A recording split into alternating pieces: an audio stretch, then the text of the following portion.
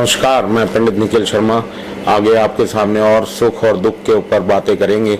दुख और प्रतिकूलता है, परिस्थिति में जब घिर जाता है आदमी, तो आपने देखा होगा कई लोग आत्महत्या करते हैं, सुसाइड की तरफ जाते हैं, अपने आप को हानि पहुंचाते हैं।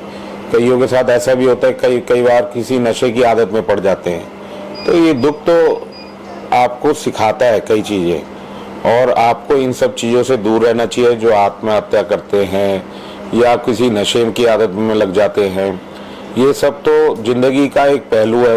उतार चढ़ाव हमेशा लगा रहता है, कभी सुख आता है, कभी दुख आता है, कभी सुख है तो कभी दुख है।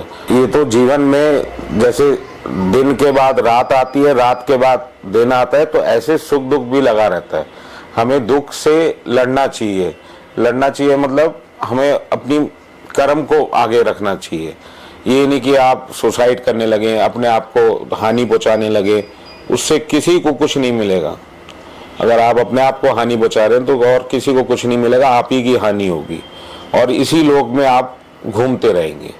ये ऐसा शास्त्रों में वर्णन है, जो आदमी आत्महत्या करता है वो सबसे बड़ा पाप है, और इसी उसमें भूत योनियों में वो घूमता रहता है। ना उसको मोक्ष की प्राप्ति होती, ना जन्म होता उसका, यही पृथ्वी पे वो भूत की तरह घूमता रहता है।